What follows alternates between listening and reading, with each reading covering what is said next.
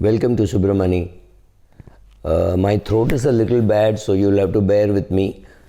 So, a friend of mine was asked to serve food to people in a temple. So, he was serving food, and the priest came and said, "That man sitting in the corner, you should serve him double of what you're serving the others." So he said, "But why?" He said, "No, he does nothing." So this fellow was more intrigued and he said, "He does nothing, why should I be serving him more?" He said, "Because sitting idle doing nothing is very difficult and he's doing that, so I think he deserves more, so you should serve him more." So our friend says, "I can also do nothing." So he says, "Okay, come tomorrow morning and sit here doing nothing." Sorry. So our friend goes there in the morning, sits there for 5-10 minutes and comes to the priest and says, "Do I have some work to do?" He said, "No, your simple task is to sit there doing nothing." So after about an hour of agitation, no phone, no television, no newspaper, no external stimuli, is to just sit with himself. He found it very difficult. He comes back and confesses, says, "I can't do it." So he said, "Well, that is the reason why I gave him double of what the others got." Because I'm like the market. I reward people for sitting there doing nothing. Now, investing is definitely difficult. But sitting tight during bull markets, sitting on cash, doing nothing is far more difficult. Because everybody else in the market is saying, "I'm not buying because I don't have money." You're saying, "I'm not buying because I don't know what to buy," right? Well, when you say you don't know what to buy, it just means you don't know what to buy afresh, because you have an existing portfolio. You haven't decided whether to put money in equity, gold, US markets, Chinese markets, Japanese markets, which market, equity, what you want to do. You are unable to decide, rather than saying there are no opportunities. Because if you thought the market was overpriced, you should be selling and moving completely into cash. None of us ever do that. And if you think it's worth buying, then you should just go and buy some of your existing shares. Right? If let's say you have Bajaj Auto, or let's say you have HDFC Limited, then what is why use your brain? Or TCS, why use your brain? Just go and buy more of it. Because if you think holding 430 TCS is good, then holding 440 TCS is also good, and holding 800 TCS is also good, right? Unless it puts your complete portfolio out of whack. So largely, when you say you don't know what to buy, you mean you don't know what to buy new, because you do not know how much more to diversify your portfolio. For example, 80% of your money or 90% of your equity money is in India, and a little bit of it is in US. You're now wondering whether to add China to your portfolio or whether to add Japan to your portfolio. That is also your thinking and wondering. And during such times, you will be sitting on cash.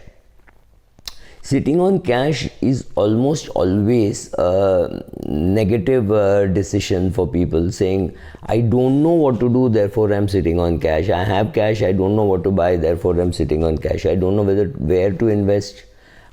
Even if I know where to invest, I don't know which particular share to buy. Should I buy Apple? Should I buy Alphabet? Should I buy Netflix?" Right? You're unable to give an answer to yourself, and therefore you don't know what you are sitting on cash. The other reason to sit on cash is for waiting for some great event to happen, because of which you will be able to deploy that cash. Now such events do not happen very often. For example, we are right now in a bull market, and every bull market ends badly. So yes, you will see from the Sensex of 53,000, you will see definitely a fall, maybe to 4,000, 48,000, or maybe to 43,000, or maybe even to 38,000. Are we ready for it? If we are ready for it, then you should not be cribbing about the cash. Keep on building cash. Put it in a ultra short bond fund and let it grow. You will get 3-4% return, not more than that. But I don't know whether you are keen to put it in, say, a credit risk fund. I have money in credit risk fund, and I very simply believe that if money lies in credit risk fund for 3, 4, 5 years, after that the risk keeps going down. and then it becomes like a savings bank account. Whenever you want, you can withdraw. So I keep money in credit risk fund also, apart from keeping money in ultra short bond fund. So what to do? Sitting tight because you don't know what to buy means you're not respecting your existing portfolio. Let's say you have HDFC Limited and now you're saying you don't know what to buy. So which means you do not even know whether HDFC Limited is worth holding. So whatever is in your portfolio, you assume let it be there. But fresh, I do not know what to buy. That is wrong, because you should be willing to buy more of your existing shares, because why are you holding it? You're holding it because it's good, right? Or you're holding it because it's great, right? If you, the very basics of decluttering, when you look at a share in your portfolio, you should feel excited and you should know the purpose why it is there, right? Now, therefore, you have some shares, say 20 shares in which you have invested. Maybe there is an indigo in it where you look at and say, I'm not sure, the lockups are still happening. Lockdowns are still happening. People are not traveling. So should I hold on or should I just exit, right? It's a question which you keep asking yourself, but you do not know whether to buy. That's fine, but you do not know whether to sell. That's also okay. There are times when you need not make up your mind. But there'll be some other share which you think are worth buying. Let's say there's some fertilizer share or a banking share or an insurance share. So you say, oh, HDFC Life Insurance looks good. Let me buy more of it. So some opportunity will always be there. But if you think that is also not there, and you're waiting that I think next quarter results of HDFC Life Insurance and other insurance companies will be bad because of the third wave, second wave, whatever. And I will buy then when the price falls below a particular threshold level, because then there'll be more triggers, more people will sell and I will be able to buy. Perfectly right. So therefore again you're sitting on cash waiting for an opportunity. You're waiting for cash, again is a transaction opportunity. Sometimes you might get some distress sale. Maybe somebody comes and says, I have a house to sell in Khandala and I want to sell it at the same price at which I bought 8 years ago or 7 years ago, and you wanted a second house. That could be an opportunity. So cash always gives you the options of which market to move to and at what speed to move to. Should I move to US? Should I move to India? Should I move to China? Should I move to equity debt? Should I move to gilt, or should I move to corporate, or should I go take higher risk in credit risk, right? All these options are available, but more or less sure it will give you a negative return after say 6 months, 3 months, whenever, because it's lying in the savings bank account, or maybe it is in the ultra short bond fund. But one thing is for certain, that if you think you're going to, the option is between sitting on cash and losing money, then sitting on cash is a better option.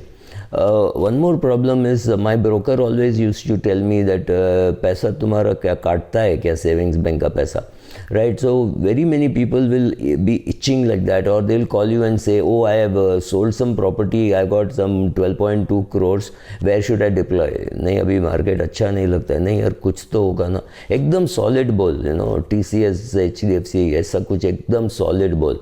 But these guys are not really willing to lose 20% of their capital. Then it's not, maybe not the best time to be entering the market if you don't know the risks in the market at a high level.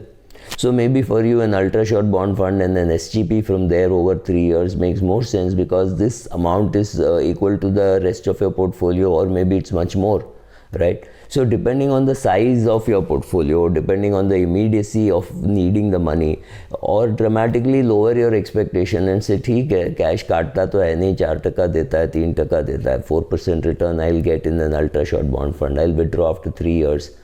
In the meanwhile, if I get some opportunity, I'll buy, otherwise it's okay. It is perfectly alright to target cash collection also and say, till I reach 50 lakhs, I'm not going to worry about it. So keep watching your ultra short bond fund and keep putting money into it like how you would put money into an RD. Just keep on putting. Whenever you have money, you keep putting into it. After it reaches 1 crore, 1 crore is just a number I picked up. It could be 5% of your portfolio, it could be 1% of your portfolio, whatever. After it reaches, you at least feel, I had to achieve something, I've achieved. And you may or may not deploy it immediately, but at least you had a target, you achieved that, right? So sitting on cash is not very easy. It is difficult, but it pays off dividends very, very differently than your IRR and all that, right? So you could get a chance to buy something and sell something. You get a trading opportunity, right? All those possibilities are there with cash. Understand the significance of cash in your portfolio. It protects you from the downside if there is some bad news. Suppose you're sitting on 1 crore cash and there is further bad news that China has released one more version of its great virus. Markets crash. Great time for you to be buying, but that is sheer luck. You did not know this was going to happen. But yes, I can assure you, in this market over the next 10 years, there will be many 10% falls and 1 or 2 big 30-35% falls. On that day, if you're ready to invest, accumulating cash is not a bad idea at all, in spite of the negative interest rates. Thank you.